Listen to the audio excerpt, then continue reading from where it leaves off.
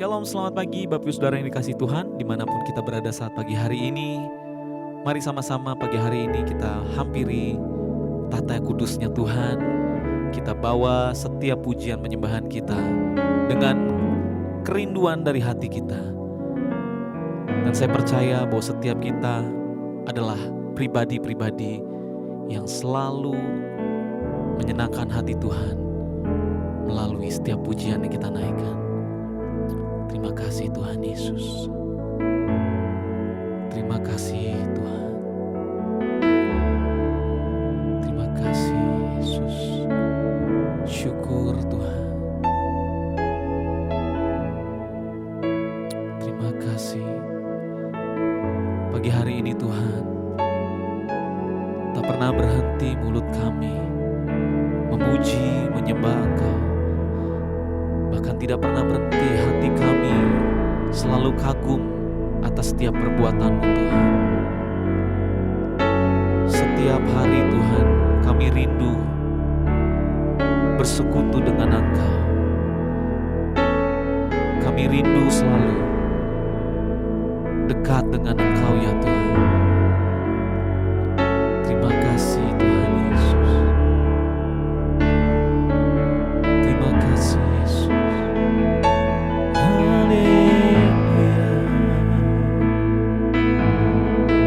Mari sama-sama kita angkat suara kita, angkat pujian kita, naikkan syukur kita di dalam hadirat-Nya.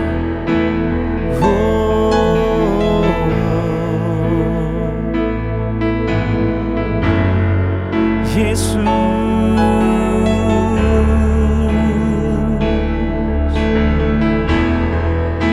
ku rindukan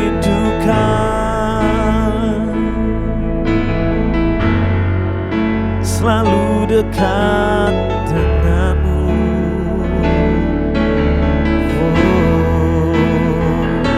Ku akan sembah, ku selalu menyembah Yesus, Tuhan dan Rajaku.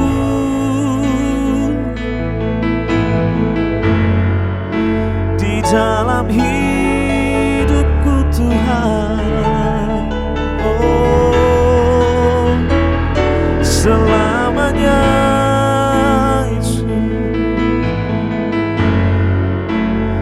selamanya Engkau ada dalam hidupku. Oh, sebab itu kami sembah Engkau. Terima kasih Tuhan. Terima kasih Yesus.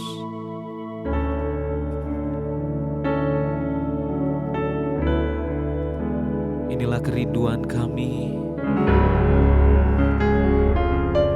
datang kepadamu ya Tuhan.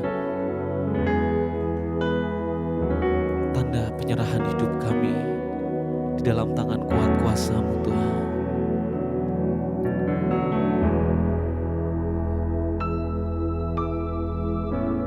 Kerinduanku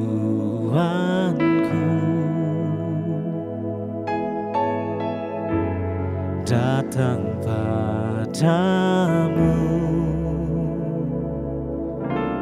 Allah mulia mawar Syaron, ku cinta.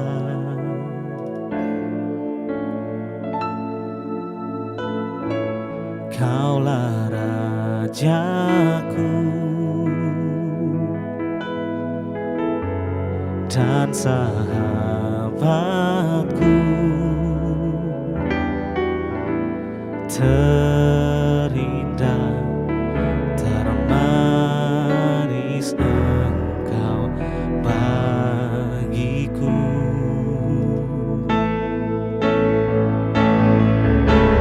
Ku sembah Kau dalam roh dan kebenaran. Ku sembah Kau dalam roh dan kebenaran. Tak seorang pun juga seperti Kau, Yesus. Terima kasih Tuhan. Sungguh dahsyat Engkau Tuhan. Mari sama-sama katakan. Kerinduanku datang padamu, Allah mulia mawar Syaron, ku cinta.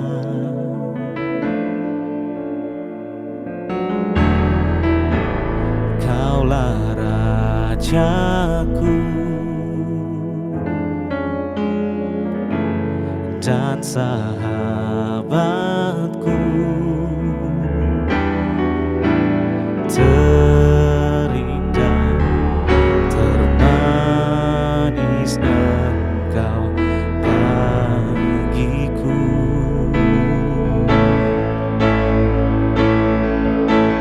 Ku sembah Kau dalam roh dan kebenaran. Ku sembah Kau dalam roh dan kebenaran. Tak seorang pun juga seperti Kau, Yesus. Ku sembah Kau. Ku sembah Kau dalam roh dan kebenaran. Ku sembah Kau dalam roh dan kebenaran. Tak seorang pun juga seperti Kau, Yesus. Oh, sungguh tiada seperti-Mu, Yesus, di dalam hidup kami. Kau yang mengerti kami, Kau yang pedulikan kami, sebab Kau mengasihi kami, Tuhan. Haleluya, Yesus. Ku bersyukur,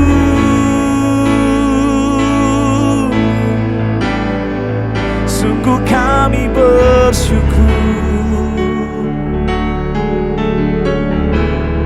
sebab Kau ada dalam hidupku.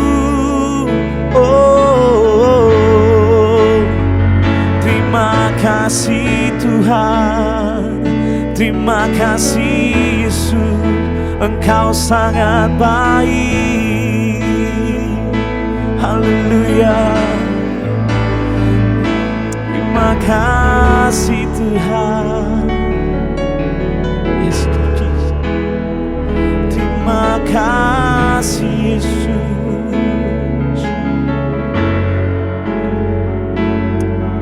Engkau sungguh baik Tuhan. Hanya Engkau pribadi yang mengenal kami. Hanya Engkau pribadi yang peduli akan setiap kami Tuhan. Tidak ada seorang pun Tuhan yang sanggup menolong kami. Hanya Engkau Yesus. Yes Lord Jesus. Terima kasih Tuhan. Terima kasih. Terima kasih Tuhan Yesus. Haleluya Yesus. Mari kita nikmati hadirat-Nya lebih lagi. Ya Tuhan, terima kasih. Terima kasih Tuhan Yesus.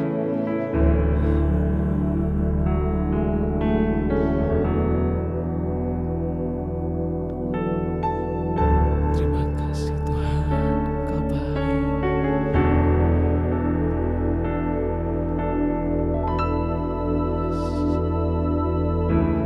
Ku sembahkan, amin, dalam roh dan kebenaran. Ku sembahkan dalam roh dan kebenaran. Tak seorang pun juga seperti Kau, Yesus, ku sembah Engkau. Ku sembahkan dalam roh dan kebenaran. Ku sembah, ku sembahkan dalam roh dan kebenaran.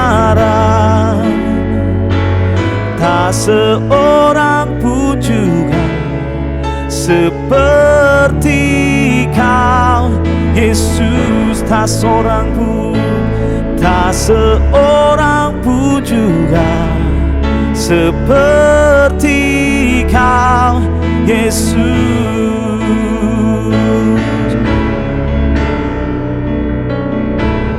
Tak seorang pun juga seperti Kau, Yesus.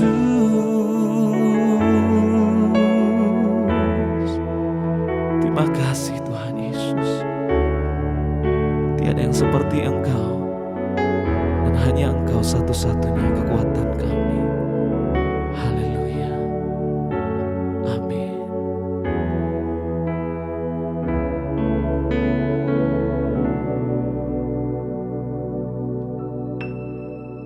Shalom jemaat yang dikasihi oleh Tuhan Yesus Kristus. Senang sekali saya Pendeta Ruben Adi Abraham bisa menjumpai Anda di pagi hari ini. Kiranya berkat, sukacita, kesegaran, damai sejahtera mengalir dalam hidup saudara. Biarlah kita selalu hidup dalam doa, pujian, penyembahan, sehingga Roh Kudus itu selalu membara, berkobar dalam kehidupan kita. Baik, siapkan hati kita untuk menerima firman. Renungan hari ini berjudul Pertobatan Membawa Pembaruan. Yohanes pasal 4 ayat 15 sampai 19 berkata demikian. Kata perempuan itu kepadanya, Tuhan, berikanlah aku air itu supaya aku tidak haus dan tidak usah datang lagi ke sini untuk menimba air. Kata Yesus kepadanya, pergilah, panggillah suamimu dan datang ke sini. Kata perempuan itu, aku tidak mempunyai suami. Kata Yesus kepadanya, tepat katamu bahwa engkau tidak mempunyai suami, sebab engkau sudah mempunyai 5 suami. Dan yang ada sekarang padamu bukanlah suamimu. Dalam hal ini engkau berkata benar. Kata perempuan itu kepadanya, Tuhan, nyata sekarang padaku bahwa engkau seorang nabi. Saudara, kemarin kita sudah membahas bahwa Yesus menawarkan air hidup kepada wanita itu, sehingga dia tidak haus lagi jiwanya, karena air hidup itu akan memancar sampai pada kehidupan yang kekal. Nah, jadi kita lihat Yesus selalu menawarkan air hidup kepada wanita Samaria atau siapapun juga orang yang hatinya kosong, orang yang hatinya gersang. Ada banyak orang hatinya itu gelisah, dia isi dengan kekayaan yang banyak, dengan pasangan hidup suami atau istri yang berganti-ganti, bahkan liburan ke luar negeri, tapi tidak ada kebahagiaan, ada kegersangan belaka dalam hidupnya.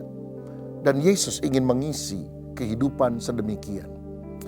Wanita ini punya 5 suami, udah cerai semua. Kini dia tinggal dengan yang ke-6, tapi bukan suaminya. Dan dia juga tidak puas dengan hal itu. Tuhan menawarkan air hidup. Nah, ini bisa dipahami 2. Pertama, secara jasmani. Orang Yahudi memahami air hidup sebagai air yang mengalir dari sumber mata air. Agak berbeda dari sumur ya. Kalau sumur itu kan dari rembesan air yang ada, bukan karena ada mata air yang memancar.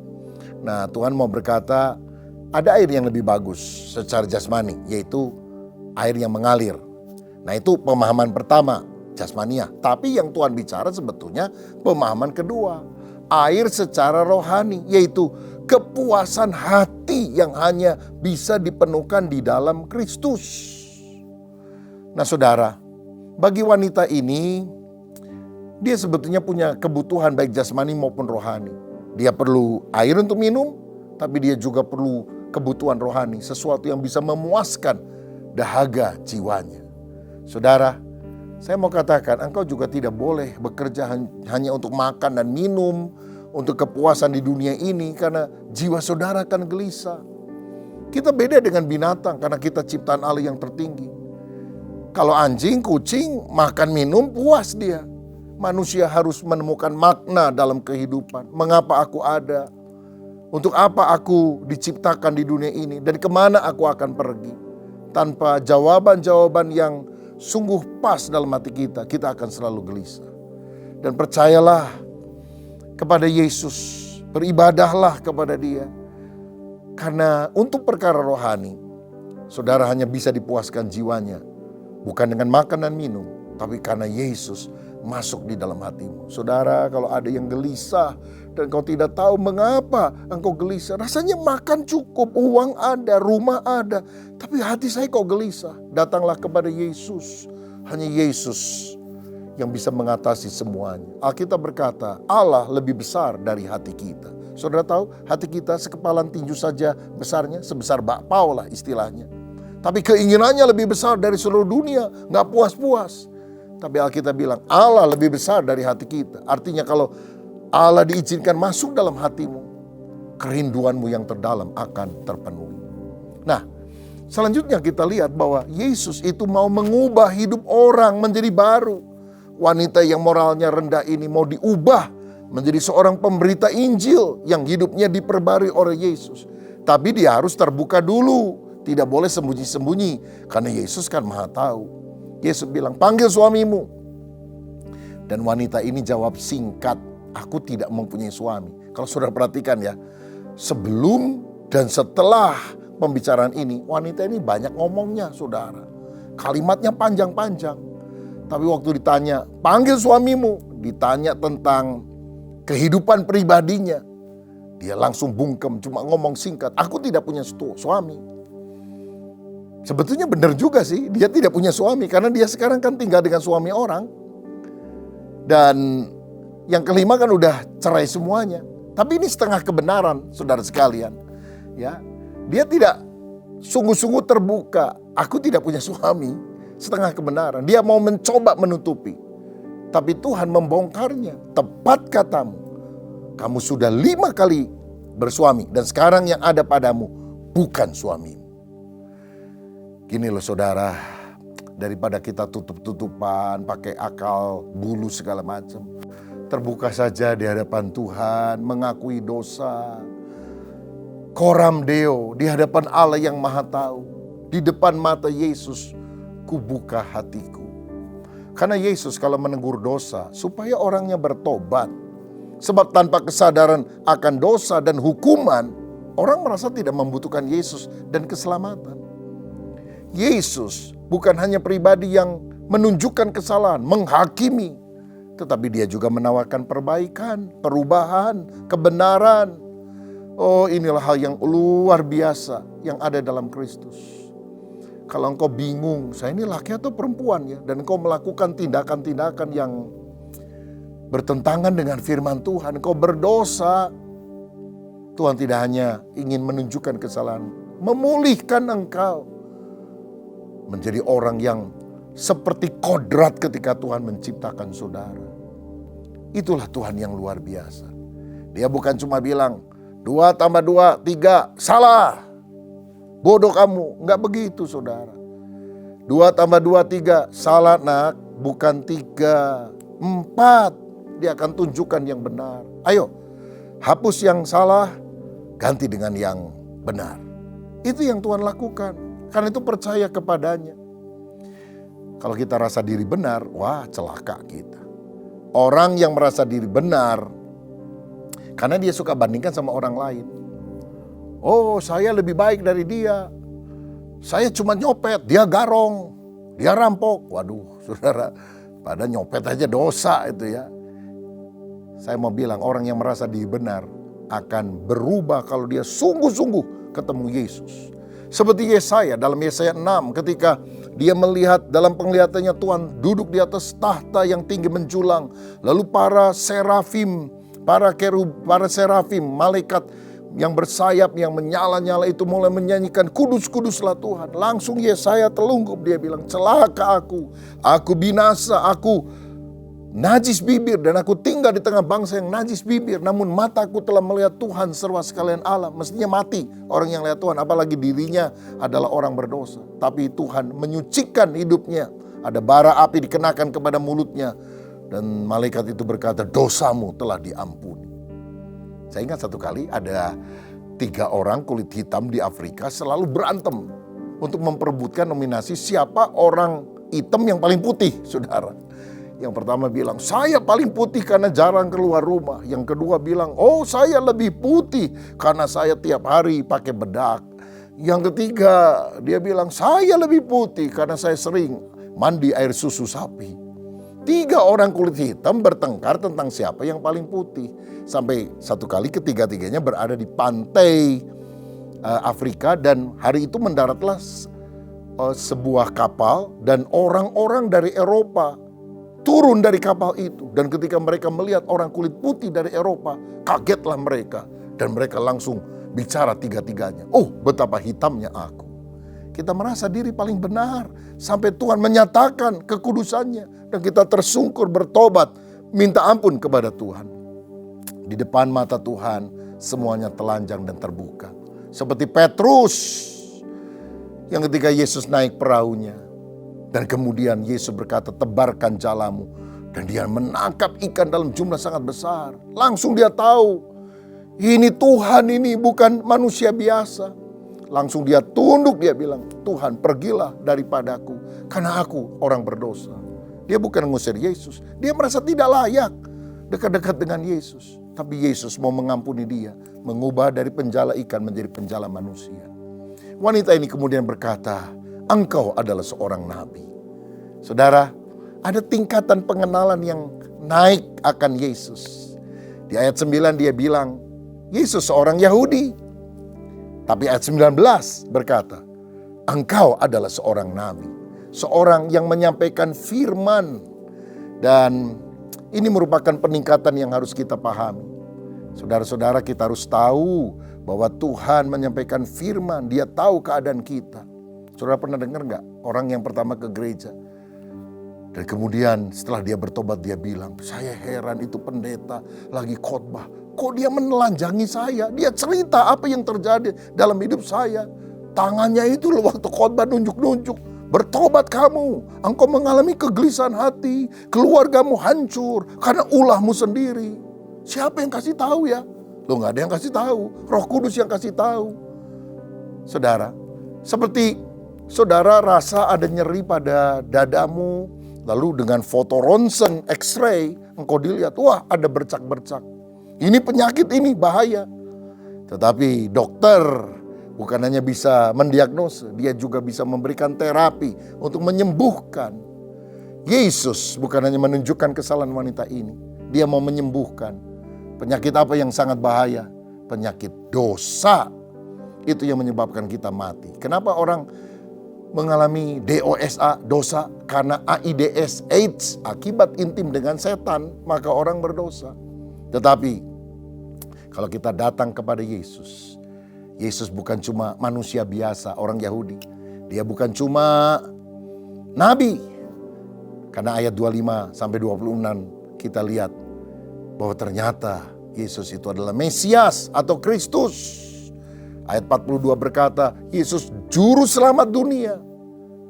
Dia adalah Allah yang rela menjadi manusia untuk menyelamatkan semua orang berdosa yang percaya kepadanya. Saudaraku, saya berdoa supaya kita mengenal Tuhan lebih dalam dengan mengizinkan Tuhan berbicara setiap hari kepada kita. Wanita Samaria itu kalau nggak ngobrol sama Yesus nggak tahu bahwa Yesus itu ternyata adalah Mesias. Raja yang diurapi, yang dijanjikan untuk menjadi juru selamat dunia. Tapi ketika dia bicara, naik pengenalannya. Dari orang Yahudi menjadi nabi, kemudian Mesias, juru selamat dunia. Saya berdoa, pengenalanmu akan Kristus makin lama makin dalam. Kalau setiap pagi saudara membuka diri, berdoa, menyembah Tuhan, mendengarkan firman, dan kau makin mengenal Kristus dan intim dengan Dia. Saudaraku, biarlah kita sungguh-sungguh memperbarui hidup kita di dalam Kristus yang mengasihi kita. Mari kita berdoa. Bapa, terima kasih wanita Samaria bertobat dan hidupnya diubahkan. Kalau Engkau menemukan hal yang jahat dalam hati kami, pikiran yang kotor dalam hidup kami, sikap yang tidak berkenan, ampuni kami Tuhan. Kami mau terbuka sebab percuma menutupi diri, Engkau Allah yang Maha Tahu. Kami mau bertobat, kami mau disucikan, dan hidup kami mau dibenarkan oleh Tuhan. Sehingga seperti wanita Samaria yang tak bermoral, ketika ketemu dengan Yesus, dia menjadi pemberita Injil, menceritakan tentang Yesus, dan banyak orang Samaria lain akhirnya percaya kepada Yesus. Jadikan kami Tuhan, orang yang sungguh-sungguh bersih, berkenan di hati Tuhan. Karena kami membuka hati untuk Engkau mengobati luka hati kami, mencabut segala akar dosa kami, dan sungguh-sungguh menjadikan kami manusia baru di dalam Engkau. Demi nama Yesus kami berdoa dan mengucap syukur. Haleluya. Amin. Tuhan Yesus memberkati. Sampai jumpa besok. Haleluya. Anda telah selesai mengikuti doa pagi bersama GBI Bethel. Kami mengajak untuk Anda tekan tombol like dan share untuk dibagikan ke teman-teman lain agar mereka juga bisa diberkati. Jangan lupa klik tombol subscribe dan nyalakan loncengnya dan agar Anda bisa mengikuti setiap ibadah dan acara siraman rohani melalui channel ini.